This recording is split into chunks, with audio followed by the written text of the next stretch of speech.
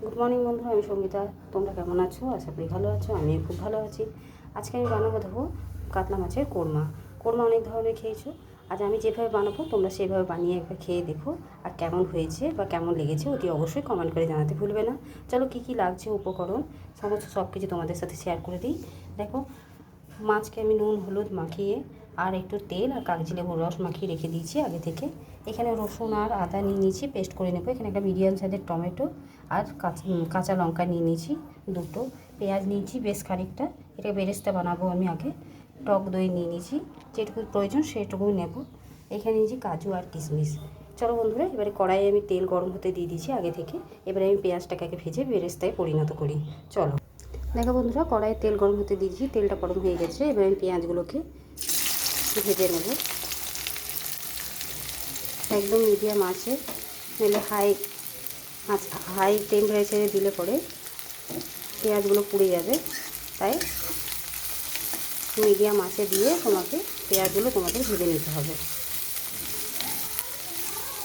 এইভাবে আমি আগে আস্তে আস্তে একটু ধৈর্য ধরে ভেজে নেব। দেখো বন্ধুরা, পেঁয়াজটা ভালো মতন ভাজা হয়ে গেছে। এরপর আরও বেশি ভাজি তাহলে পুড়ে যাবে। এবার আমি তেল থেকে ছেঁকে তুলে নেব। তুলে নিয়ে আবার তোমাদের কাছে ফিরে আসছি।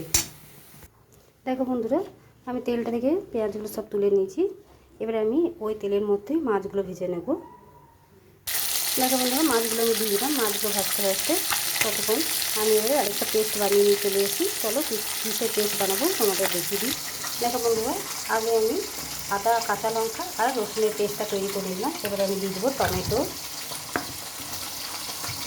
কাজু কিশমিশ, সামান্য পরিমাণে দইটা আমি ফেটিয়ে রেখে দিয়েছিলাম। আর দিয়ে দেবো অর্ধেকটা পরিমাণে বেরেস্তা।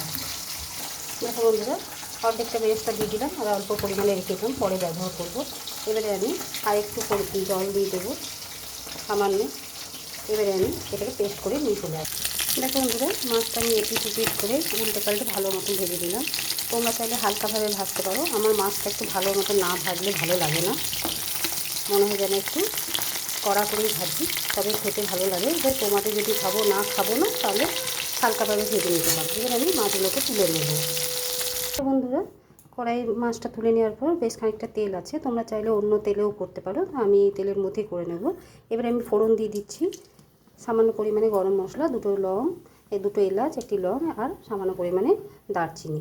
এবার একটু খুব ভালো মতন ভাজা হবে। দেখো বন্ধুরা, ভালো মতন ভাজা হয়ে গেছে, একটু গন্ধ ছেড়ে এসছে। এবারে আমি দিয়ে দিলাম আদা রসুন আর কাঁচা লঙ্কার পেস্ট। এবার আমি এটাকে খুব ভালো মতো ভেজে নেব। দেখো বন্ধুরা, বেশ কয়েকবার নেড়ে চেড়ে ভেজে নিলাম, এখনও কাঁচা গন্ধটা যায়নি, তাই এখনও কিছুক্ষণ ভেজে নিতে হবে। তাই আমি আরও কিছু গুঁড়ো মশলা ব্যবহার করলাম, ধনে জিরে গুঁড়ো, লঙ্কার গুঁড়ো, সামান্য করে হলুদ, নুন আর চিনি। এবার এই মশলাগুলো দিয়ে আরও কিছুক্ষণ কষিয়ে নিতে হবে, যাতে আদা রসুনের গন্ধটা না থাকে। দেখো বন্ধুরা, মশলাটা খুব ভালো মতন ভাজা হয়ে গেছে, কষানো হয়ে গেছে। উপর থেকে দেখো তেলটা ছেড়ে দিয়েছে। এবারে আমি দিয়ে দেবো যে পেঁয়াজটা ভেজে রেখেছিলাম, পেঁয়াজ, কাজু কিশমিশ, টমেটো, সমস্ত সব কিছু একসাথে পেস্ট করে নিয়েছি, সেটা দিয়ে দিলাম। পরে আমি মিক্সির জারটা ধুয়ে জলটা দিয়ে দেবো। এবারে আর টক দইও ছিল তার সাথে। এবারে আমি আরও কিছুক্ষণ কষিয়ে নেব ঠিক একইভাবে। দেখো বন্ধুরা, মশলাটা আমার কষানো হয়ে গেছে, উপর থেকে তেলও ছেড়ে দিয়েছে। এবারে আমি দিয়ে দেবো কিছুটা জল। মিক্সিং জারটা ধুয়ে আগে একটু জল দিয়ে দিয়েছিলাম, আরও অল্প জল দিয়ে দিলাম। এবারে আমি ফুটতে দেবো, তারপর মাছগুলোকে আমি ছেড়ে দেবো। দেখো বন্ধুরা, গ্রেভিটা বেশ ফুটে উঠেছে। এবারে আমি মাছগুলোকে ছেড়ে দেবো একে একে।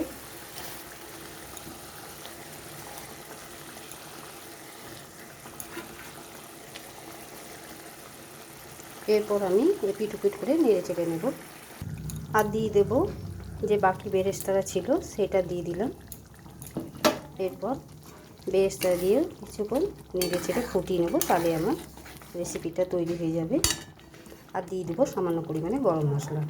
দেখো বন্ধুরা, বেরেস্তাটা দিয়েও আর মাছটা দিয়েও বেশ কিছুক্ষণ ফুটিয়ে নিলাম।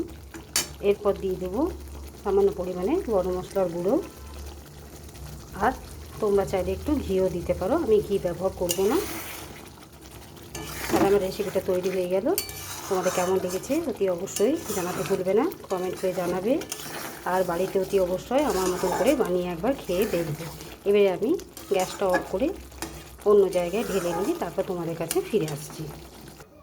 দেখো বন্ধুরা, কোরমা রেসিপিটা আমার তৈরি হয়ে গেছে। তোমাদের কেমন লেগেছে অতি অবশ্যই জানাতে ভুলবে না, কমেন্ট করে জানাবে কেমন লেগেছে। আর বাড়িতে অতি অবশ্যই খেয়ে দেখবে। ভালো যদি লেগে থাকে তাহলে লাইক, শেয়ার এবং চ্যানেলটিকে সাবস্ক্রাইব করে দেবে। আর তোমরা আমার পাশে থাকবে বন্ধুরা।